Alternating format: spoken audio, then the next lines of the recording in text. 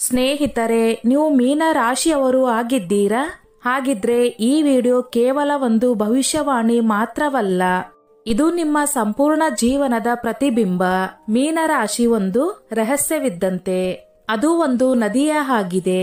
ಹೊರಗೆ ಶಾಂತವಾಗಿ ಹರಿಯುತ್ತಿರಬಹುದು, ಆದರೆ ಒಳಗೆ ಅನೇಕ ಭಾವನೆಗಳ ಆರ್ಭಟಗಳು ಹರಿಯುತ್ತಿರುತ್ತವೆ.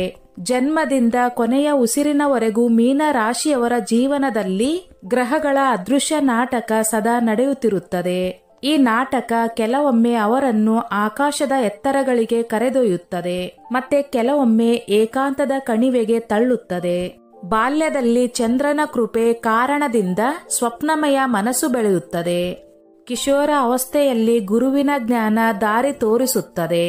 ಆದರೆ ಯೌವನಕ್ಕೆ ಬರುವಾಗ ಶನಿ, ರಾಹು ಮತ್ತು ಕೇತುಗಳ ಚಾಳಿಗಳು ಅವರಿಗೆ ಆತ್ಮ ಸಂಘರ್ಷದ ಕಠಿಣ ಪರೀಕ್ಷೆಯನ್ನು ಕೊಡುತ್ತವೆ. ಅಂದರೆ ಮೀನ ರಾಶಿಯವರ ಜೀವನವು ಭಾವನೆ, ಜ್ಞಾನ ಮತ್ತು ಪರೀಕ್ಷೆಗಳ ಮಿಶ್ರಣವಾಗಿರುವ ನದಿಯಂತೆ ನಿರಂತರವಾಗಿ ಹರಿಯುತ್ತದೆ. ಪ್ರತಿಯೊಂದು ವಯಸ್ಸಿನ ಹಂತದಲ್ಲೂ ಮೀನ ರಾಶಿಯವರಿಗೆ ಯಾವುದೋ ಒಂದು ಗ್ರಹ ಪರೀಕ್ಷೆ ಕೊಡುತ್ತಾನೆ. ಆದರೆ ಆಶ್ಚರ್ಯದ ವಿಷಯ ಏನೆಂದರೆ, ತಕ್ಷಣವೇ ಮತ್ತೊಂದು ಗ್ರಹವು ಅವರಿಗೆ ಆಧಾರ ಮತ್ತು ಶಕ್ತಿ ನೀಡುತ್ತದೆ. ಇಂದಿನ ಈ ಯಾತ್ರೆಯಲ್ಲಿ ನಾವು ತಿಳಿದುಕೊಳ್ಳುವುದು ಯಾವ ಗ್ರಹ ಯಾವ ಹಂತದಲ್ಲಿ ಪರೀಕ್ಷೆ ಮಾಡುತ್ತವೆ, ಯಾವಾಗ ಮೀನ ರಾಶಿಯವರು ತಳಮಳಗೊಂಡು ಒಡೆಯುತ್ತಾರೆ, ಮತ್ತೆ ಯಾವಾಗ ಅವರು ಹೆಚ್ಚು ಬಲಿಷ್ಠರಾಗಿ ಹೊರಹೊಮ್ಮುತ್ತಾರೆ ಎಂಬುದನ್ನು. ಆದ್ದರಿಂದ ನೀವು ಈ ವಿಡಿಯೋವನ್ನು ಕೊನೆಯವರೆಗೂ ನೋಡಿ, ಏಕೆಂದರೆ ಇಲ್ಲಿ ಬರುವ ಅನಾವರಣಗಳು ನಿಮ್ಮ ಹೃದಯವನ್ನು ಹಿಂಡುತ್ತದೆ. ಮೀನ ರಾಶಿಯವರ ಜೀವನದಲ್ಲಿ ಇರುವ ಕೆಲವು ಕಹಿ ಸತ್ಯಗಳು ಕೂಡ ಇಲ್ಲಿ ಬೆಳಕಿಗೆ ಬರುತ್ತವೆ ಮತ್ತು ಅವು ಅವರ ಬದುಕಿನ ಅವಿಭಾಜ್ಯ ಅಂಗವಾಗಿರುತ್ತವೆ.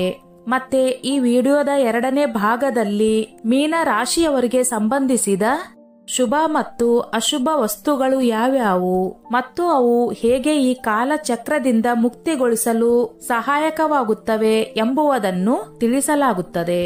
ಸ್ನೇಹಿತರೆ, ಅದಕ್ಕೂ ಮೊದಲು ನೀವು ಕೂಡ ಲಕ್ಷ್ಮೀ ದೇವಿಯ ಆಶೀರ್ವಾದವನ್ನು ನಿಮ್ಮ ಮೇಲೆ ಸದಾ ಇರಬೇಕು ಎಂದು ನೀವು ಬಯಸಿದರೆ ಈ ವಿಡಿಯೋ ಲೈಕ್ ಮಾಡಿ ಮತ್ತು ಓಂ ಶ್ರೀ ಲಕ್ಷ್ಮೀ ವೆಂಕಟೇಶಾಯ ನಮಃ ಎಂದು ಕಮೆಂಟ್ ಮಾಡಿ. ಆ ಲಕ್ಷ್ಮೀ ವೆಂಕಟೇಶ್ವರ ಸ್ವಾಮಿಯ ಆಶೀರ್ವಾದವು ಸದಾ ನಿಮ್ಮ ಮೇಲೆ ಮತ್ತು ನಿಮ್ಮ ಕುಟುಂಬದ ಮೇಲೆ ಯಾವಾಗಲೂ ಇರುತ್ತದೆ.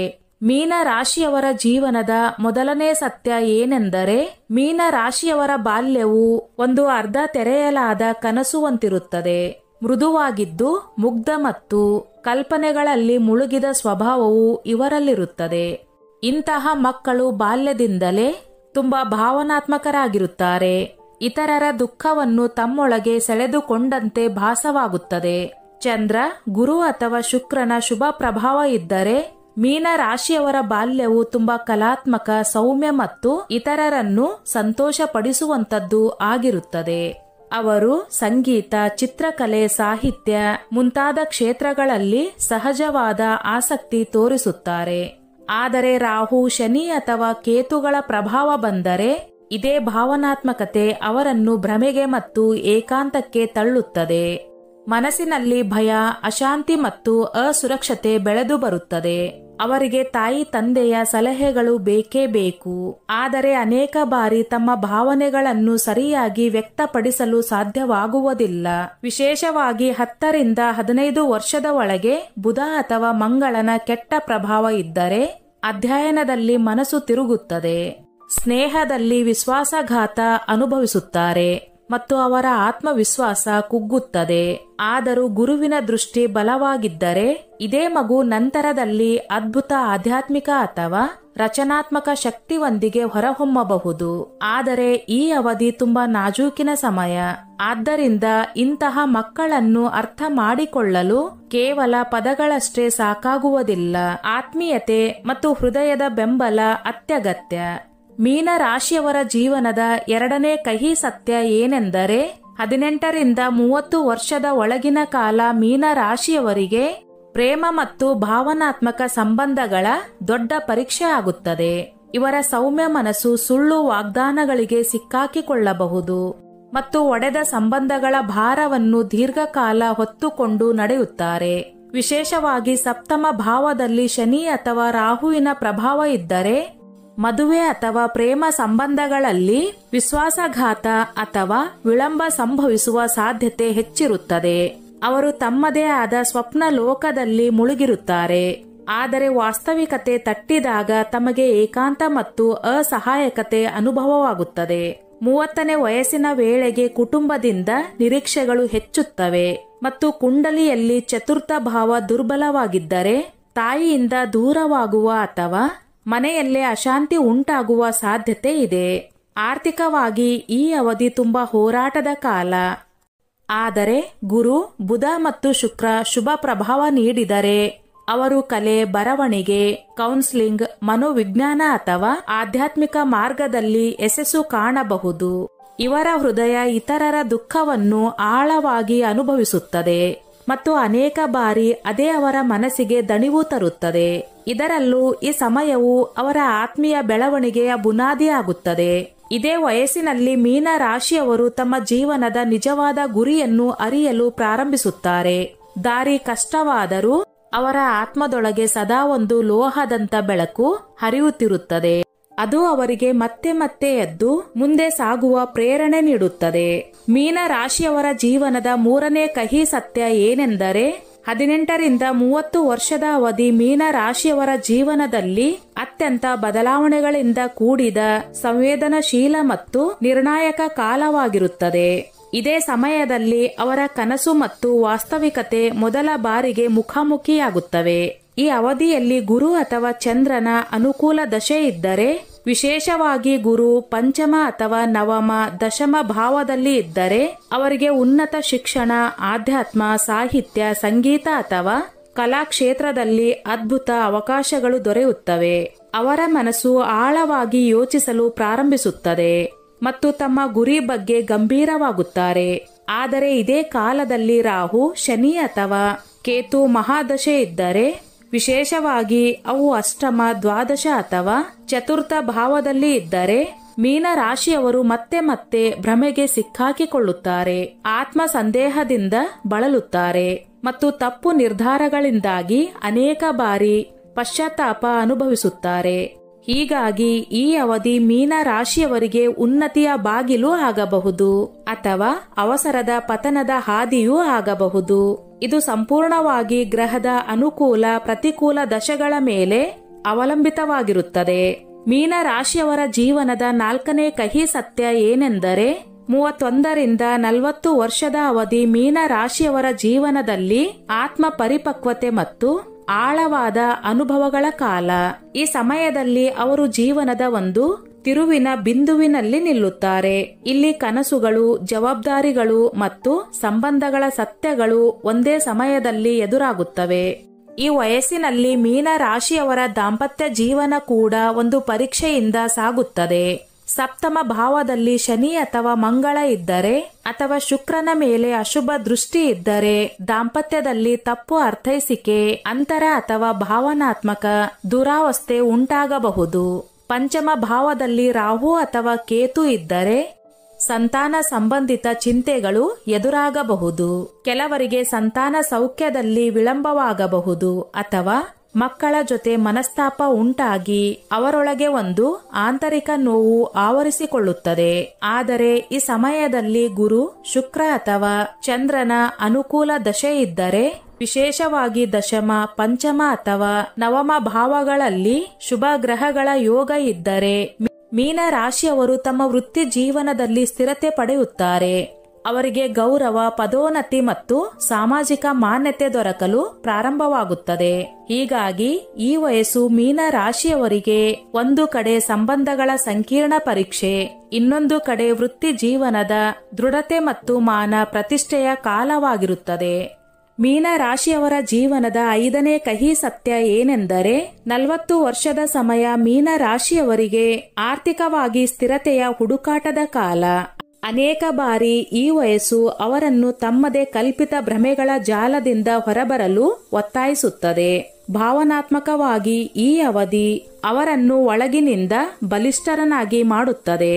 ಮೀನ ರಾಶಿಯವರು ಈ ಸಮಯದಲ್ಲಿ ಕಲಿಯುವ ಪ್ರಮುಖ ಪಾಠ ಏನೆಂದರೆ ಎಲ್ಲರನ್ನೂ ಸಂತೋಷಪಡಿಸುವುದು ಸಾಧ್ಯವಿಲ್ಲ ಮತ್ತು ಸ್ವಯಂ ಪ್ರೀತಿ ಎಷ್ಟು ಅಗತ್ಯವೋ ಅಷ್ಟೇ ಮುಖ್ಯ.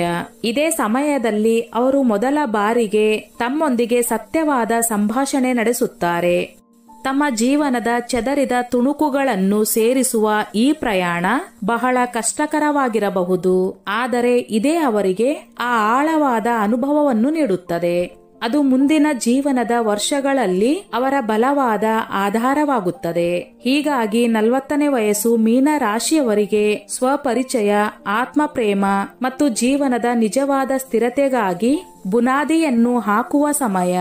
ಮೀನ ರಾಶಿಯವರ ಜೀವನದ 6ನೇ ಕಹಿ ಸತ್ಯ ಏನೆಂದರೆ, ಕುಂಡಲಿಯಲ್ಲಿ ದ್ವಿತೀಯ ಅಥವಾ ಅಷ್ಟಮ ಭಾವ ಪೀಡಿತವಾಗಿದ್ದರೆ ಮೀನ ರಾಶಿಯವರಿಗೆ ಆಕಸ್ಮಿಕ ಆರ್ಥಿಕ ನಷ್ಟ, ಆಸ್ತಿ ಹಾನಿ ಅಥವಾ ಹೂಡಿಕೆಯಲ್ಲಿ ನಷ್ಟ ಸಂಭವಿಸಬಹುದು. ಆದರೆ ಬುಧ ಮತ್ತು ಗುರು ಬಲಿಷ್ಠ ಸ್ಥಿತಿಯಲ್ಲಿ ಇದ್ದರೆ ಅವರು ನಿಧಾನವಾಗಿ ಹೊಸ ವ್ಯವಹಾರ ಅಥವಾ ಜ್ಞಾನಾಧಾರಿತ ವೃತ್ತಿ ಜೀವನದಲ್ಲಿ ಸ್ಥಿರತೆಯನ್ನು ಪಡೆಯುತ್ತಾರೆ. ಇವರು ಕಲೆ, ವೈದ್ಯಕೀಯ, ಆಧ್ಯಾತ್ಮಕ್ಕೆ ಸಂಬಂಧಿಸಿದ ಕ್ಷೇತ್ರಗಳಲ್ಲಿ ಗೌರವ ಮತ್ತು ಆತ್ಮ ಸಂತೋಷವನ್ನು ಪಡೆಯಬಹುದು. ಜೀವನದ ಈ ದಶಕದಲ್ಲಿ ತಮ್ಮ ಮನಸ್ಸು ಮತ್ತು ಆತ್ಮಕ್ಕೆ ಸರಿಯಾದ ದಿಕ್ಕು ನೀಡಲು ಸಾಧ್ಯವಾದರೆ ಅವರ ಭವಿಷ್ಯವು ಹಿಂದಿಗಿಂತ ಹೆಚ್ಚು ಸ್ಥಿರ, ಸಮತೋಲನ ಮತ್ತು ಶಾಂತವಾಗಿರುತ್ತದೆ.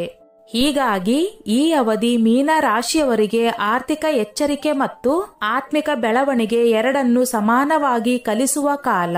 ಮೀನ ರಾಶಿಯವರ ಜೀವನದ 7ನೇ ಕಹಿ ಸತ್ಯ ಏನೆಂದರೆ, 41ರಿಂದ 50 ವರ್ಷದ ವಯಸ್ಸಿಗೆ ಬಂದಾಗ ಮೀನ ರಾಶಿಯವರು ಜೀವನದಲ್ಲಿ ಅನೇಕ ಯುದ್ಧಗಳನ್ನು ಎದುರಿಸುತ್ತಾರೆ. ಕೆಲವು ಹೊರಗಿನ ಜಗತ್ತಿನ ವಿರುದ್ಧ, ಕೆಲವು ತಮ್ಮ ಒಳಗಿನ ಅಶಾಂತಿ ಮತ್ತು ಆತಂಕಗಳ ವಿರುದ್ಧ. ಇದೇ ಅವಧಿಯಲ್ಲಿ ಜೀವನ ಮತ್ತೆ ಅವರನ್ನು ಪರೀಕ್ಷಿಸಲು ಪ್ರಾರಂಭಿಸುತ್ತದೆ. ಈ ಸಮಯದಲ್ಲಿ ಶನಿಯ ಸಾಡೇಸಾತಿ ನಡೆಯುತ್ತಿದ್ದರೆ ಅಥವಾ ದಶಮ ಮತ್ತು ದ್ವಾದಶ ಭಾವಗಳಲ್ಲಿ ಶನಿ, ರಾಹು ಅಥವಾ ಕೇತುಗಳ ಪ್ರಭಾವ ಇದ್ದರೆ ಕೆಲಸದ ಕ್ಷೇತ್ರದಲ್ಲಿ ನಿರಾಶೆ ಮತ್ತು ಹತಾಶೆ ತರುವ ಅನುಭವಗಳು ಎದುರಾಗಬಹುದು. ಅನೇಕ ಬಾರಿ ಅವರು ಯೋಚಿಸುತ್ತಾರೆ, ವರ್ಷಗಳ ಪರಿಶ್ರಮದ ಫಲ ಅಪೂರ್ಣವಾಗಿ ಏಕೆ ಉಳಿಯಿತು, ಅಥವಾ ತಮಗೆ ಸಿಗಬೇಕಿದ್ದ ಗೌರವ ಮತ್ತು ಸ್ಥಿರತೆ ಇನ್ನೊಬ್ಬರಿಗೆ ಏಕೆ ಸಿಕ್ಕಿತು.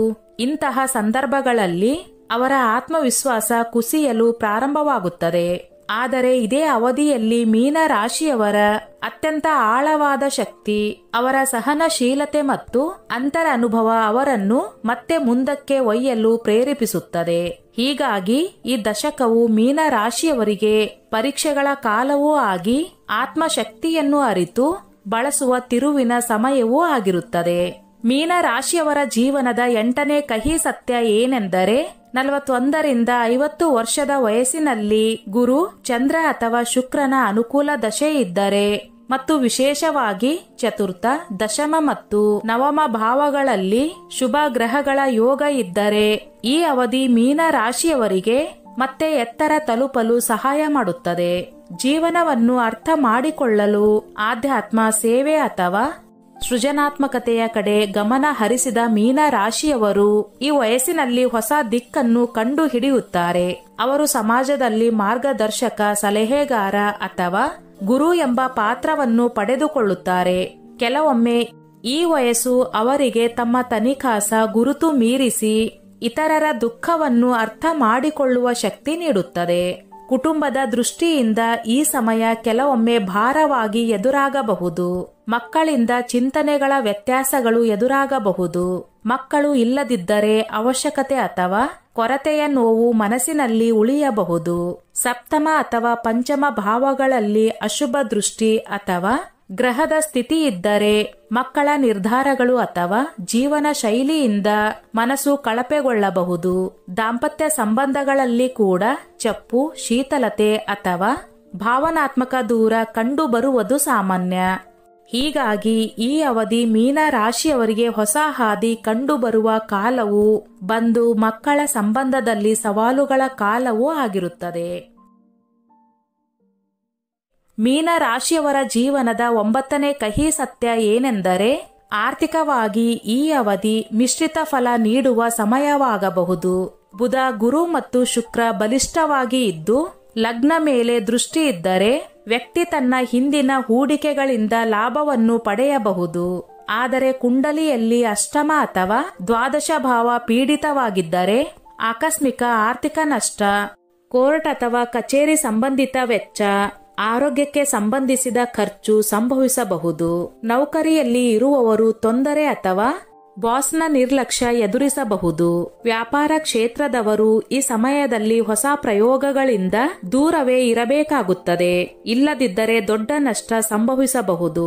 ಆದರೆ ಈ ಎಲ್ಲದರ ನಡುವೆ ಈ ವಯಸ್ಸು ಮೀನ ರಾಶಿಯವರಿಗೆ ಅಮೂಲ್ಯವಾದ ಉಡುಗೊರೆ ಆತ್ಮಜ್ಞಾನ ನೀಡುತ್ತದೆ. ಈ ಸಮಯವು ಅವರನ್ನು ಆಂತರಿಕ ಶಾಂತಿಯ ಕಡೆ ಆಕರ್ಷಿಸುತ್ತದೆ. ಅವರು ಧರ್ಮ, ಧ್ಯಾನ, ಸಾಧನೆ ಅಥವಾ ಯಾತ್ರೆಯ ಕಡೆ ಪ್ರವೃತ್ತರಾಗುತ್ತಾರೆ ಮತ್ತು ತೀರ್ಥ ಆಶ್ರಮ ಅಥವಾ ಶಾಂತ ಪರಿಸರದಲ್ಲಿ ಕೆಲವು ದಿನಗಳನ್ನು ಕಳೆಯಲು ಆಸೆ ಹುಟ್ಟುತ್ತದೆ. ಈ ವಯಸ್ಸಿನಲ್ಲಿ ಹಲವರು ಆಧ್ಯಾತ್ಮಿಕ ಗುರುಗಳಿಗೆ ಸಂಪರ್ಕ ಹೊಂದುತ್ತಾರೆ ಅಥವಾ ತಮಗೆ ಶಿಖರು ಮಾರ್ಗದರ್ಶಕರಾಗಿ ಇತರರಿಗೆ ಮಾರ್ಗದರ್ಶನ ನೀಡುತ್ತಾರೆ. ಈ ಆಂತರಿಕ ಪ್ರಯಾಣ ಅವರಿಗೆ ಭಾವನಾತ್ಮಕ ಭದ್ರತೆಯನ್ನು ನೀಡುತ್ತದೆ. ಅದು ಭೌತಿಕ ಲೋಕವು ಎಂದಿಗೂ ನೀಡಲಿಲ್ಲ. ಹೀಗಾಗಿ ಈ ಅವಧಿ ಮೀನ ರಾಶಿಯವರಿಗೆ ಆರ್ಥಿಕ, ವೃತ್ತಿ ಸವಾಲುಗಳು ಹಾಗೂ ಆತ್ಮಜ್ಞಾನ ಮತ್ತು ಶಾಂತಿಯುಳ್ಳ ಆಳವಾದ ಅನುಭವ ಎರಡನ್ನೂ ಒಟ್ಟಿಗೆ ನೀಡುವ ಸಮಯ. ಮೀನ ರಾಶಿಯವರ ಜೀವನದ 10ನೇ ಕಹಿ ಸತ್ಯ ಏನೆಂದರೆ 51ರಿಂದ 60 ವರ್ಷದ ವಯಸ್ಸು ಮೀನ ರಾಶಿಯವರಿಗೆ ಜೀವನದ ಅತಿ ಆಳವಾದ ಹಂತಕ್ಕೆ ಪ್ರವೇಶಿಸುವ ಸಮಯ. ಈ ಕಾಲದಲ್ಲಿ ಭೌತಿಕದಿಂದ ಹೆಚ್ಚು ಆತ್ಮಿಕ ಸಂತೋಷದ ಹುಡುಕಾಟ ಪ್ರಾರಂಭವಾಗುತ್ತದೆ. ಆದರೆ ಈ ಹುಡುಕಾಟ ಸುಲಭವಾಗಿ ಆಗುವುದಿಲ್ಲ. ಈ ಅವಧಿಯಲ್ಲಿ ವ್ಯಕ್ತಿ ಆಳವಾದ ಮಾನಸಿಕ ಏರಿಳಿತಗಳನ್ನು ಅನುಭವಿಸುತ್ತಾನೆ. ದಾಂಪತ್ಯದಲ್ಲಿ ಭಾವನಾತ್ಮಕ ದೂರ, ಆರೋಗ್ಯ ಸಂಬಂಧಿ ಸಮಸ್ಯೆಗಳು ಅಥವಾ ಏಕಾಂತ ಅವರೊಳಗೆ ನೋವನ್ನು ಉಂಟು ಮಾಡುತ್ತವೆ. ಈ ಸಮಯದಲ್ಲಿ ದೀರ್ಘಕಾಲದವರೆಗೆ ಇತರರಿಗಾಗಿ ಬದುಕಿದ ಮೀನ ರಾಶಿಯವರು ತಮ್ಮನ್ನು ಹಿಂದೆ ಬಿಟ್ಟಂತೆ ಭಾಸವಾಗುತ್ತಾರೆ. ವೃತ್ತಿ ದೃಷ್ಟಿಯಿಂದ ಈ ವಯಸ್ಸು ಸೌಮ್ಯವಾಗಿ ನಿವೃತ್ತಿಯ ಕಡೆ ಸಾಗಿಸುತ್ತದೆ. ಕೆಲವೊಮ್ಮೆ ಮೀನ ರಾಶಿಯವರು ಈ ವಯಸ್ಸಿನಲ್ಲಿಯೂ ಕಾರ್ಯನಿರತರಾಗಿರುತ್ತಾರೆ. ವಿಶೇಷವಾಗಿ ಬುಧ ಮತ್ತು ಗುರು ಬಲಿಷ್ಠವಾಗಿದ್ದರೆ, ಆದರೆ ಒಂದು ಸ್ಥಿರತೆಯನ್ನು ಮನಸ್ಸಿನಲ್ಲಿ ಅನುಭವಿಸುತ್ತಾರೆ. ಕುಂಡಲಿಯಲ್ಲಿ ದಶಮ ಭಾವದಲ್ಲಿ ಅಶುಭ ಗ್ರಹಗಳ ಯೋಗ ಅಥವಾ ಶನಿಯ ಪ್ರಭಾವ ಬಲಿಷ್ಠವಾಗಿದ್ದರೆ ತಮ್ಮ ಕೊಡುಗೆ ನಿರ್ಲಕ್ಷಿಸಲ್ಪಟ್ಟಂತೆ ಭಾಸವಾಗುತ್ತದೆ. ತಮ್ಮ ಅನುಭವ ಮತ್ತು ಸಮರ್ಪಣೆಯು ಯಾವುದಕ್ಕೂ ಉಪಯೋಗವಾಗಿಲ್ಲವೆಂದು ತೋರುತ್ತದೆ. ಕುಟುಂಬದ ದೃಷ್ಟಿಯಿಂದ ಈ ಸಮಯ ತುಂಬಾ ಸಂವೇದನಶೀಲ. ಮಕ್ಕಳ ಜೀವನ ವ್ಯಸ್ತವಾಗಿದ್ದರೆ ಮನೆಯಲ್ಲಿ ಪರಾಯತನದ ಭಾವನೆ ಮೂಡಬಹುದು. ಮಕ್ಕಳೊಂದಿಗೆ ಸಂಬಂಧಗಳು ಹಿಂದಿನಿಂದಲೂ ತಣಿವು ತುಂಬಿದಿದ್ದರೆ ಮತ್ತು ಪಂಚಮ ಭಾವದಲ್ಲಿ ರಾಹು, ಶನಿ ಅಥವಾ ಕೇತುಗಳ ಪ್ರಭಾವ ಇದ್ದರೆ ಈ ದುರಾವಸ್ಥೆ ಇನ್ನಷ್ಟು ಹೆಚ್ಚಬಹುದು. ಆದರೆ ಗುರು ಅಥವಾ ಚಂದ್ರನ ಪುನಃ ಪಂಚಮ ಭಾವದಲ್ಲಿ ಇದ್ದರೆ ಈ ಸಮಯದಲ್ಲಿ ಮಕ್ಕಳಿಂದ ಸಂತೋಷದ ಸುದ್ದಿ ಕೂಡ ಬರುತ್ತದೆ. ಉದಾಹರಣೆಗೆ ಮದುವೆ, ಉದ್ಯೋಗ ಅಥವಾ ಮೊಮ್ಮಕ್ಕಳ ಜನನ. ಈ ಕ್ಷಣಗಳು ಮೀನ ರಾಶಿಯವರ ಜೀವನದಲ್ಲಿ ಆಸೆ ಮತ್ತು ನಗು ತರುತ್ತವೆ. ಹೀಗಾಗಿ 51ರಿಂದ 60 ವರ್ಷದ ಅವಧಿ ಮೀನ ರಾಶಿಯವರಿಗೆ ಆತ್ಮೀಯ ಬೆಳವಣಿಗೆ, ಕುಟುಂಬ ಸಂಬಂಧಗಳ ಸಂಕೀರ್ಣತೆ ಮತ್ತು ಸಂತೋಷದ ಕ್ಷಣಗಳ ಸಮ್ಮಿಶ್ರಣವಿರುವ ಕಾಲ. ಮೀನ ರಾಶಿಯವರ ಜೀವನದ 11ನೇ ಕಹಿ ಸತ್ಯ ಏನೆಂದರೆ 60 ವರ್ಷದ ವಯಸ್ಸಿನಲ್ಲಿ ಮೀನ ರಾಶಿಯವರಿಗೆ ಆಸ್ತಿ ಮತ್ತು ಆರೋಗ್ಯ ಮುಖ್ಯ ಚಿಂತೆಯ ವಿಷಯವಾಗುತ್ತವೆ. ಚತುರ್ಥ ಮತ್ತು ದ್ವಾದಶ ಭಾವಗಳಲ್ಲಿ ಶುಭ ಗ್ರಹಗಳು ಇದ್ದರೆ ಅವರು ಈ ವಯಸ್ಸಿನಲ್ಲಿ ತಮ್ಮ ಶಾಂತ ಮತ್ತು ಸ್ಥಿರ ಮನೆಯ ವ್ಯವಸ್ಥೆ ಮಾಡಿಕೊಳ್ಳಬಹುದು. ಆದರೆ ಈ ಭಾವಗಳಲ್ಲಿ ಕೇತು, ರಾಹು ಅಥವಾ ಶನಿ ಇದ್ದರೆ ಅವರು ಮನೆಯಿಂದ ದೂರವಾಗಬೇಕಾಗಬಹುದು ಅಥವಾ ಮನಸ್ಸಿನಲ್ಲಿ ಆಂತರಿಕ ಶಾಂತಿ ಪಡೆಯಲು ಸಾಧ್ಯವಾಗುವುದಿಲ್ಲ. ಆರೋಗ್ಯ ದೃಷ್ಟಿಯಿಂದ ಹೃದಯ, ಕಾಲು, ರಕ್ತದೊತ್ತಡ ಮತ್ತು ಸಕ್ಕರೆ ಸಂಬಂಧಿ ಸಮಸ್ಯೆಗಳು ಕಾಣಿಸಬಹುದು. ವಿಶೇಷವಾಗಿ ಚಂದ್ರ ಮತ್ತು ಶುಕ್ರನ ಪೀಡಿತ ಸ್ಥಿತಿ ಇದ್ದರೆ ಆರ್ಥಿಕವಾಗಿ ಈ ವಯಸ್ಸು ಮಿಶ್ರಿತವಾಗಿರುತ್ತದೆ. ಹಿಂದಿನ ವರ್ಷಗಳಲ್ಲಿ ಉಳಿತಾಯ ಅಥವಾ ಹೂಡಿಕೆ ಮಾಡಿದವರು ಕೆಲವು ಆರಾಮ ಮತ್ತು ಲಾಭ ಅನುಭವಿಸುತ್ತಾರೆ. ಆದರೆ ಕುಂಡಲಿಯಲ್ಲಿ ದ್ವಾದಶ ಭಾವದ ಪ್ರಭಾವ ಪುನಃ ಸಕ್ರಿಯವಾಗಿದ್ದರೆ ಈ ವಯಸ್ಸಿನಲ್ಲಿ ಆಸ್ಪತ್ರೆ, ಔಷಧಿ ಮತ್ತು ಪ್ರಯಾಣದ ವೆಚ್ಚ ಹೆಚ್ಚು ಎದುರಿಸಬೇಕಾಗುತ್ತದೆ. ಬುಧ ಮತ್ತು ಶುಕ್ರ ಬಲಿಷ್ಠ ಸ್ಥಿತಿಯಲ್ಲಿದ್ದರೆ ಅವರು ಈ ವಯಸ್ಸಿನಲ್ಲಿ ಕಲೆ, ಬರವಣಿಗೆ ಅಥವಾ ಸಲಹಾ ಸೇವೆಗಳ ಮೂಲಕ ಸ್ವಲ್ಪ ಆದಾಯ ಪಡೆಯಬಹುದು. ಆದರೆ ಈ ಎಲ್ಲದರ ನಡುವೆಯೂ ಅತ್ಯಂತ ಮಹತ್ವದ ವಿಷಯ ಏನೆಂದರೆ ಆತ್ಮೀಯ ಪ್ರಯಾಣ. ಈ ವಯಸ್ಸು ಮೀನ ರಾಶಿಯವರಿಗೆ ಆಂತರಿಕ ಶಾಂತಿ, ಆತ್ಮಿಕ ಬೆಳವಣಿಗೆ ಮತ್ತು ಜೀವನದ ಗಾಢ ಅರ್ಥವನ್ನು ಅರಿಯುವ ಅವಕಾಶ ನೀಡುತ್ತದೆ. ಹೀಗಾಗಿ 60 ವರ್ಷದ ವಯಸ್ಸು ಮೀನ ರಾಶಿಯವರಿಗೆ ಆರ್ಥಿಕ, ಆರೋಗ್ಯ ಸವಾಲುಗಳು ಹಾಗೂ ಆತ್ಮೀಯ ಅನುಭವಗಳ ಸಮನ್ವಯದ ಸಮಯ. ಮೀನ ರಾಶಿಯವರ ವೈಶಿಷ್ಟ್ಯವೆಂದರೆ ಇದರ ಸ್ವಾಮಿ ಗುರು ಮತ್ತು ಜಲ ತತ್ವದ ಸಂವೇದನಶೀಲ ಚಿಹ್ನೆ. ಈ ವಯಸ್ಸಿನಲ್ಲಿ ಮೀನ ರಾಶಿಯವರು ಜೀವನದಿಂದ ಹಿಂಜರಿಯುತ್ತಿರುವಂತೆ ಅನುಭವಿಸುತ್ತಾರೆ. ಅವರು ತೀರ್ಥ, ಶಾಸ್ತ್ರ, ಧ್ಯಾನ ಮತ್ತು ಗುರುಗಳ ಸಂಗತಿಯಲ್ಲಿ ಸತ್ಯವಾದ ಸಂತೋಷವನ್ನು ಅನುಭವಿಸುತ್ತಾರೆ. ಕೆಲವರು ಆಶ್ರಮಗಳಿಗೆ ಸಂಪರ್ಕ ಹೊಂದುತ್ತಾರೆ. ಕೆಲವರು ದಾನ, ಪುಣ್ಯ ಮತ್ತು ಸೇವೆಯ ಮಾರ್ಗವನ್ನು ಆರಿಸಿಕೊಂಡು ಮುಂದುವರಿಯುತ್ತಾರೆ. ಕೆಲವರು ತಮ್ಮ ಹಿಂದಿನ ಜೀವನವನ್ನು ನೆನಪಿಸಿಕೊಳ್ಳುತ್ತಾ ಆತ್ಮವಿಶ್ಲೇಷಣೆಯಲ್ಲಿ ಮುಳುಗುತ್ತಾರೆ. ಈ ವಯಸ್ಸು ಮೀನ ರಾಶಿಯವರಿಗೆ ತಮಗೆ ಆತ್ಮವನ್ನು ಪರಿಚಯಿಸುವ ಸಮಯ. ಅವರು ಈಗ ಅವಶ್ಯಕತೆಯಿಂದ ಬೇಸರಗೊಂಡ ವಿಚಾರಗಳ ಮೇಲೆ ಕಂದಕವಿಟ್ಟುಕೊಳ್ಳುತ್ತಾರೆ. ಈ ವಯಸ್ಸಿನಲ್ಲಿ ಅವರು ಅರಿಯುತ್ತಾರೆ, ಜೀವನದಲ್ಲಿ ದೊರಕದಿದ್ದದ್ದು ಒಂದು ಕಾರಣದಿಂದ, ದೊರಕಿದ್ದಿದ್ದು ಅಮೂಲ್ಯವಾಗಿತ್ತು. ಇದೇ ಸಮಯದಲ್ಲಿ ವ್ಯಕ್ತಿ ಆಂತರಿಕ ದೇವತೆಯೊಂದಿಗೆ ಆಳವಾದ ಸಂವಾದ ನಡೆಸುತ್ತಾನೆ ಮತ್ತು ಬಹುಶಃ ಮೊದಲ ಬಾರಿಗೆ ತನ್ನನ್ನು ಸಂಪೂರ್ಣವಾಗಿ ಸ್ವೀಕರಿಸುತ್ತಾನೆ. ಹೀಗಾಗಿ ಮೀನ ರಾಶಿಯವರ ಇಂತಹ ವಯಸ್ಸು ಆತ್ಮೀಯ ಅರಿವು, ಶಾಂತಿ ಮತ್ತು ಸ್ವೀಕಾರದ ಹಂತವನ್ನು ತಲುಪುವ ಕಾಲ. ಅಂತಿಮ ಕ್ಷಣವೆಂದರೆ 60 ವರ್ಷದ ವಯಸ್ಸು ದಾಟಿದ ಬಳಿಕ ಮೀನ ರಾಶಿಯವರು ಜೀವನದಲ್ಲಿ ಒಂದು ಮಂದಗತಿಯ ಹಂತಕ್ಕೆ ಸೇರುತ್ತಾರೆ. ಆದರೆ ಅವರ ಚಿಂತನೆಯ ಆಳತೆ ಮತ್ತು ಆತ್ಮಿಕ ಶಕ್ತಿ ಮತ್ತಷ್ಟು ಶಕ್ತಿಶಾಲಿ ಆದಂತಾಗುತ್ತದೆ. ಈ ವಯಸ್ಸು ಅವರು ಜೀವನದ ಎಲ್ಲಾ ಯಶಸ್ಸುಗಳು ಮತ್ತು ವೈಫಲ್ಯಗಳನ್ನು ಹಿಂದೆ ಬಿಡುವ ಸಮಯ. ಅವರ ಮನಸ್ಸು ಈಗ ಆಂತರಿಕತೆಯ ಕಡೆಗೆ ತಿರುಗಿಕೊಂಡಿದೆ. ಈ ಅವಧಿಯಲ್ಲಿ ಗುರು ಮಹಾದಶೆ ಅಥವಾ ಚಂದ್ರನ ಪ್ರಭಾವ ಇದ್ದರೆ ಮೀನ ರಾಶಿಯವರು ತುಂಬಾ ಶಾಂತ, ಆಧ್ಯಾತ್ಮಿಕ ಮತ್ತು ಆತ್ಮ ಸಂತೃಪ್ತ ಜೀವನವನ್ನು ಅನುಭವಿಸುತ್ತಾರೆ.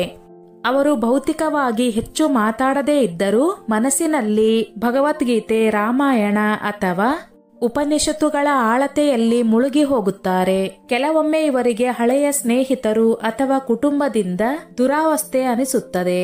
ಹೀಗಾಗಿ ಈ ವಯಸ್ಸು ಮೀನ ರಾಶಿಯವರಿಗೆ ಆತ್ಮೀಯ ಶಾಂತಿ, ಆಧ್ಯಾತ್ಮಿಕ ತೃಪ್ತಿ ಮತ್ತು ಜೀವನದ ಆಳವಾದ ಅರ್ಥವನ್ನು ಅರಿಯುವ ಸಮಯ. ಕೆಲವರು ಮೀನ ರಾಶಿಯವರು ತೀವ್ರ ಭಾವನಾತ್ಮಕವಾಗಿದ್ದರೂ ಜಗತ್ತು ಅವರನ್ನು ತಪ್ಪಾಗಿ ಅರ್ಥ ಮಾಡಿಕೊಂಡಿದೆ ಎಂಬ ನೋವನ್ನು ಅನುಭವಿಸುತ್ತಾರೆ. ಈ ಸಂದರ್ಭದಲ್ಲಿ ಅವರೊಳಗೆ ಆಳವಾದ ಮೌನ ಹುಟ್ಟುತ್ತದೆ ಮತ್ತು ಆ ಮೌನದಲ್ಲಿ ಅವರು ದೇವರೊಂದಿಗೆ ಸಂವಾದ ಪ್ರಾರಂಭಿಸುತ್ತಾರೆ. ಕುಂಡಲಿಯಲ್ಲಿ ಚತುರ್ಥ, ಪಂಚಮ ಅಥವಾ ನವಮ ಭಾವಗಳಲ್ಲಿ ಶುಭ ಗ್ರಹಗಳು ಇದ್ದರೆ ಈ ವಯಸ್ಸಿನಲ್ಲಿ ಅವರು ಸಂತೋಷಕರ ಅಂತ್ಯದ ಕಡೆಗೆ ಸಾಗುತ್ತಾರೆ. ಚಿಕ್ಕ ಮಕ್ಕಳೊಂದಿಗೆ ಸಮಯ ಕಳೆದರೆ, ಸಣ್ಣ ಪ್ರಯಾಣಗಳು, ಶಾಂತವಾಗಿ ಬರೆಯುವುದು, ಓದುವುದು ಅಥವಾ ಸೇವೆ ಮಾಡುವುದರ ಮೂಲಕ ಆತ್ಮೀಯ ತೃಪ್ತಿ ಅನುಭವಿಸುತ್ತಾರೆ. ಆದರೆ ಕುಂಡಲಿಯಲ್ಲಿ ಅಷ್ಟಮ ಅಥವಾ ದ್ವಾದಶ ಭಾವ ಪೀಡಿತವಾಗಿದ್ದರೆ ಈ ವಯಸ್ಸು ಅವರಿಗೆ ಮಾನಸಿಕ ಏಕಾಂತವನ್ನು ನೀಡಬಹುದು. ಆರೋಗ್ಯದ ಸಮಸ್ಯೆಗಳು ಕೂಡ ಹೆಚ್ಚು ಗಂಭೀರವಾಗಬಹುದು. ಉದಾಹರಣೆಗೆ ಸಂಧಿ ನೋವು, ದುರ್ಬಲತೆ, ಅಧಿಕ ರಕ್ತದೊತ್ತಡ ಅಥವಾ ಮಾನಸಿಕ ಅಳತೆ ಅಂದರೆ ಡಿಪ್ರೆಷನ್. ಹೀಗಾಗಿ ಈ ವಯಸ್ಸು ಮೀನ ರಾಶಿಯವರಿಗೆ ಆಂತರಿಕ ಶಾಂತಿ, ಆತ್ಮೀಯ ತೃಪ್ತಿ ಅಥವಾ ಆರೋಗ್ಯದ ಸಂಕೀರ್ಣತೆ ಎರಡನ್ನೂ ತರುತ್ತದೆ. ಮರಣದ ಅಂತಿಮ ಕ್ಷಣದಲ್ಲಿ ಮೀನ ರಾಶಿಯವರ ಮನಸ್ಸಿನಲ್ಲಿ ಕ್ರೋಧ ಅಥವಾ ದೂರವಾಣಿ ಯಾವುದೇ ಭಾವನೆ ಇರುವುದಿಲ್ಲ. ಅವರ ಹೃದಯ ಹೇಳುತ್ತದೆ, ಎಲ್ಲವೂ ಸರಿಯಾಗಿತ್ತು ಮತ್ತು ದೊರೆತದ್ದು ದೇವರ ಕೃಪೆ ಎಂದು. ಈಗ ಸಂಭವಿಸುತ್ತಿರುವುದು ಅವರ ಆತ್ಮಯಾತ್ರೆಯ ಮುಂದಿನ ಹಂತ ಎಂದು ಅವರು ತಿಳಿದುಕೊಳ್ಳುತ್ತಾರೆ. ಅವರ ಕಣ್ಣುಗಳು ಮುಚ್ಚಲಾಗುತ್ತವೆ, ಆದರೆ ಅಂತರಂಗದಲ್ಲಿ ಹೊಸ ಬೆಳಕು ಹೊತ್ತಿದೆ. ಆ ಬೆಳಕು ಆತ್ಮವನ್ನು ಶಾಂತಿಯ ಕಡೆ, ಪರಮ ಶಾಂತಿಯತ್ತ ಮುನ್ನಡೆಸುತ್ತದೆ. ಈಗ ಮೀನ ರಾಶಿಯವರ ಶುಭ ಮತ್ತು ಅಶುಭ ವಸ್ತುಗಳು ಯಾವ್ಯಾವು ಎಂಬುದನ್ನು ನೋಡೋಣ. ಏಕೆಂದರೆ ಅವು ಅವರ ಜೀವನದಲ್ಲಿ ತೀರ್ಮಾನಾತ್ಮಕ ಪಾತ್ರವನ್ನು ವಹಿಸುತ್ತವೆ. ಮೀನ ರಾಶಿಯವರು ಬೃಹಸ್ಪತಿ ಗ್ರಹದ ಪ್ರಭಾವ ಮತ್ತು ಜಲತತ್ವಕ್ಕೆ ಸಂಬಂಧಪಟ್ಟವರಾಗಿದ್ದಾರೆ. ಅವರಿಗೆ ಆಳವಾದ ಸಂವೇದನಾತ್ಮಕತೆ, ಆಧ್ಯಾತ್ಮಿಕ ಮತ್ತು ಭಾವನಾತ್ಮಕ ಆಳತೆ ದೊರಕಿರುತ್ತದೆ. ಈ ರಾಶಿಯವರಿಗೆ ಜೀವನದಲ್ಲಿ ಯಾವ ವಸ್ತುಗಳು ಶುಭಪ್ರದ ಫಲ ನೀಡುತ್ತವೆ ಮತ್ತು ಯಾವ ವಸ್ತುಗಳಿಂದ ಅವರು ದೂರ ಇರಬೇಕು ಎಂಬುವುದು ವೈದಿಕ ಜ್ಯೋತಿಷ್ಯದ ಆಧಾರದ ಮೇಲೆ ನಿರ್ಧರಿಸಲಾಗುತ್ತದೆ. ಹೀಗಾಗಿ ಮೀನ ರಾಶಿಯವರಿಗೆ ಜೀವನದಲ್ಲಿ ಸಹಾಯ ಮಾಡುವ, ಶ್ರೇಷ್ಠತೆಯನ್ನು ಹೆಚ್ಚಿಸುವ ವಸ್ತುಗಳು ಮತ್ತು ಎಚ್ಚರಿಕೆ ಅವಶ್ಯಕತೆ ಇರುವ ಅಶುಭ ವಸ್ತುಗಳು ಎರಡನ್ನು ತಿಳಿದುಕೊಳ್ಳುವುದು ಅತ್ಯಂತ ಮುಖ್ಯ. ಮೀನ ರಾಶಿಯವರಿಗೆ ಸಂಖ್ಯೆಗಳು 3 ಮತ್ತು 7 ಅತ್ಯಂತ ಶುಭಕರವೆಂದು ಪರಿಗಣಿಸಲಾಗುತ್ತವೆ. ಈ ಅಂಕಗಳಲ್ಲಿ 3 ಬೃಹಸ್ಪತಿಯನ್ನು ಪ್ರತಿನಿಧಿಸುತ್ತದೆ. ಇದು ಜ್ಞಾನ, ಧರ್ಮ ಮತ್ತು ಭಾಗ್ಯದ ಸಂಕೇತವಾಗಿದೆ. 7 ಅಂಕವು ಅಂತರಂಗ, ಧ್ಯಾನ ಮತ್ತು ರಹಸ್ಯಗಳಿಗೆ ಸಂಬಂಧಿಸಿದೆ. ಇದು ಮೀನ ರಾಶಿಯವರ ಗೂಹ್ಯ ಸ್ವಭಾವಕ್ಕೆ ಅನುಗುಣವಾಗಿದೆ. ಬಣ್ಣಗಳ ದೃಷ್ಟಿಯಿಂದ ಹಳದಿ ಬಣ್ಣ ವಿಶೇಷವಾಗಿ ಭಾಗ್ಯವರ್ಧಕ, ಏಕೆಂದರೆ ಇದು ಗುರುಗ್ರಹದ ಶಕ್ತಿಯನ್ನು ಪ್ರಚೋದಿಸುತ್ತದೆ. ಹಸಿರು, ನೀಲಿ ಮತ್ತು ನೇರಳೆ ಬಣ್ಣಗಳು ಅವರ ಮನೋಬಲ ಮತ್ತು ಕಲ್ಪನಾ ಶಕ್ತಿಯನ್ನು ಸಮತೋಲನವಾಗಿರಿಸಲು ಸಹಾಯ ಮಾಡುತ್ತವೆ. ಮೀನ ರಾಶಿಯವರಿಗೆ ತುಳಸಿ ಮತ್ತು ಬಾಳೆ ಮರ ಅತ್ಯಂತ ಶುಭಕರವೆಂದು ಪರಿಗಣಿಸಲಾಗಿದೆ. ತುಳಸಿ ಆತ್ಮೀಯ ಶಕ್ತಿಯನ್ನು ಹರಿವು ನೀಡುತ್ತದೆ ಮತ್ತು ಬಾಳೆ ಮರ ಗುರುಗ್ರಹದ ಕೃಪೆಯನ್ನು ಶಕ್ತಿಶಾಲಿಯಾಗಿ ಮಾಡುತ್ತದೆ ಹಾಗೂ ದಾಂಪತ್ಯ ಜೀವನದಲ್ಲಿ ಸ್ಥಿರತೆಯನ್ನು ನೀಡುತ್ತದೆ. ಮೀನ ರಾಶಿಯ ಪ್ರತೀಕವೆಂದರೆ ಮೀನು ಮತ್ತು ಇದನ್ನು ಮನೆಗೆ ನೈಸರ್ಗಿಕ ಜೀವಿತ ಮೀನು ರೂಪದಲ್ಲಿ ಇರಿಸುವುದು ಶುಭಕರವೆಂದು ಪರಿಗಣಿಸಲಾಗಿದೆ. ಇದರ ಜೊತೆಗೆ ಹಸುವಿಗೆ ಆಹಾರ ನೀಡುವುದು ಅಥವಾ ಸೇವೆ ಮಾಡುವುದು ಕೂಡ ಅತ್ಯಂತ ಪುಣ್ಯಕರವಾಗಿದೆ. ರುದ್ರಾಕ್ಷದ ದೃಷ್ಟಿಯಿಂದ 5 ಮುಖಿ ಮತ್ತು 7 ಮುಖಿ ರುದ್ರಾಕ್ಷಗಳನ್ನು ಮೀನ ರಾಶಿಯವರಿಗೆ ಲಾಭಕಾರಿಯಾಗಿದೆ. 5 ಮುಖಿ ರುದ್ರಾಕ್ಷವು ಗುರುವಿಗೆ ಸಂತೋಷವನ್ನು ತರುತ್ತದೆ ಮತ್ತು 7 ಮುಖಿ ರುದ್ರಾಕ್ಷವು ರಾಹು ಪ್ರಭಾವವನ್ನು ಶಮನಗೊಳಿಸುತ್ತದೆ. ಧಾತುಗಳಲ್ಲಿ ಚಿನ್ನ ಮತ್ತು ಪೋಳೆಯ ಅಂದರೆ ಪಿತ್ತಳೆ ಅತ್ಯಂತ ಶುಭಕರವೆಂದು ಪರಿಗಣಿಸಲಾಗಿದೆ. ಪೂಜೆ ಪಾಠಗಳಲ್ಲಿ ಈ ಧಾತುಗಳನ್ನು ಉಪಯೋಗಿಸುವುದು ಅಥವಾ ಧರಿಸುವುದು ಜೀವನದಲ್ಲಿ ಧನ, ಗೌರವ ಮತ್ತು ಸಕಾರಾತ್ಮಕತೆಯನ್ನು ನೀಡುತ್ತದೆ. ಈಶಾನ್ಯ ಕೋಣೆ ಅಂದರೆ ಉತ್ತರ ಪೂರ್ವ ದಿಕ್ಕು ಮೀನ ರಾಶಿಯವರಿಗೆ ಅತ್ಯಂತ ಫಲಪ್ರದವಾಗಿದೆ. ಇಲ್ಲಿ ಧ್ಯಾನ, ಪೂಜೆ ಅಥವಾ ನೀರಿನ ಕಲಶ ಇರಿಸಬೇಕು. ತುಂಬಾ ಶ್ರೇಷ್ಠವೆಂದು ಪರಿಗಣಿಸಲಾಗಿದೆ. ಮತ್ತೊಂದು ಭಾಗದಲ್ಲಿ ಮೀನ ರಾಶಿಯವರಿಗೆ ಹಾನಿಕಾರಕ ಆಗಬಹುದಾದ ವಸ್ತುಗಳು ಇವೆ. ಪ್ರಮುಖವಾಗಿ ಅಂಕಗಳು 4 ಮತ್ತು 8 ಆಗಿವೆ. ಈ ಅಂಕಗಳು ಕ್ರಮವಾಗಿ ರಾಹು ಮತ್ತು ಶನಿಯೊಂದಿಗೆ ಸಂಬಂಧ ಹೊಂದಿವೆ ಮತ್ತು ಮೀನ ರಾಶಿಯವರ ಭಾವನಾತ್ಮಕ ಮತ್ತು ಮಾನಸಿಕ ಸ್ಥಿತಿಗೆ ಪ್ರಭಾವ ಬೀರುತ್ತವೆ. ಕಪ್ಪು ಮತ್ತು ಗಾಢ ಕಂದು ಬಣ್ಣಗಳು ಮೀನ ರಾಶಿಯವರ ಶಕ್ತಿಯನ್ನು ಕುಸಿತಕ್ಕೆ ತಳ್ಳುತ್ತವೆ ಮತ್ತು ಜೀವನದಲ್ಲಿ ನಕಾರಾತ್ಮಕತೆಯನ್ನು ತಂದಿಡುತ್ತವೆ. ಕಬ್ಬಿಣ ಮತ್ತು ಉಕ್ಕಿನ ಅತಿಯಾದ ಬಳಕೆ, ವಿಶೇಷವಾಗಿ ಪೂಜಾ ಸ್ಥಳ ಅಥವಾ ನಿದ್ರಾಲಯದಲ್ಲಿ, ಅವರ ಜೀವನದಲ್ಲಿ ಅಡಚಣೆ ಮತ್ತು ಮಾನಸಿಕ ಒತ್ತಡ ಉಂಟು ಮಾಡಬಹುದು. ಒಳ್ಳೆಯದಾದ ಮಳೆತಾದ ಅಥವಾ ಗಾಢ ಬಣ್ಣದ ಬಟ್ಟೆಗಳನ್ನು ಧರಿಸುವುದು ಆತ್ಮಬಲವನ್ನು ಕಡಿಮೆ ಮಾಡುತ್ತದೆ ಮತ್ತು ಗ್ರಹದ ದುಷ್ಪ್ರಭಾವಗಳನ್ನು ಸಕ್ರಿಯಗೊಳಿಸುತ್ತದೆ. ದಕ್ಷಿಣ ಪಶ್ಚಿಮ ದಿಕ್ಕು ಮೀನ ರಾಶಿಯವರಿಗೆ ಸೂಕ್ತವಲ್ಲ. ಈ ದಿಕ್ಕಿನಲ್ಲಿ ಹುಟ್ಟಿಸಲು ಅಥವಾ ಪೂಜೆ ಮಾಡಲು ಮನಸ್ಸು ಧ್ರುವೀಕರಣವಾಗದೆ ಮತ್ತು ನಿರ್ಧಾರ ಶಕ್ತಿಯನ್ನು ದುರ್ಬಲಗೊಳಿಸುತ್ತದೆ. ಅದರ ಜೊತೆಗೆ ಮದ್ಯಪಾನ, ಅಗತ್ಯಕ್ಕಿಂತ ಹೆಚ್ಚು ಏಕಾಂತದಲ್ಲಿ ಇರೋದು ಅಥವಾ ಅಕ್ರಮ ಕಲ್ಪನೆಗಳಲ್ಲಿ ಮುಳುಗಿರುವುದು ಮೀನ ರಾಶಿಯವರಿಗೆ ಆತ್ಮವಿನಾಶಕವಾಗಬಹುದು. ಆದರೆ ಈ ಜನರು ಜ್ಯೋತಿಷ್ಯದ ದೃಷ್ಟಿಯಿಂದ ಅನುಕೂಲಕರ ವಸ್ತುಗಳನ್ನು ಅನುಸರಿಸಿದರೆ ಮತ್ತು ಅಶುಭ ಪ್ರಭಾವಗಳಿಂದ ದೂರ ಇದ್ದರೆ ಅವರ ಮಾನಸಿಕ ಸಮತೋಲನ ಆತ್ಮಿಕ ಬೆಳವಣಿಗೆಗೆ ಮಾತ್ರವೇ ಅಲ್ಲದೆ ಪ್ರೇಮ, ವೃತ್ತಿ ಮತ್ತು ಕುಟುಂಬದ ಜೀವನದಲ್ಲಿ ಅದ್ಭುತ ಯಶಸ್ಸು ಮತ್ತು ತೃಪ್ತಿ ಕೂಡ ಪಡೆಯುತ್ತಾರೆ. ಸ್ನೇಹಿತರೆ, ಈ ನನ್ನ ಮಾಹಿತಿ ನಿಮಗೆ ಇಷ್ಟವಾಗಿದ್ದಲ್ಲಿ ದಯವಿಟ್ಟು ಶೇರ್ ಮಾಡಿ, ಲೈಕ್ ಮಾಡಿ ಮತ್ತು ಸಬ್ಸ್ಕ್ರೈಬ್ ಮಾಡಿ.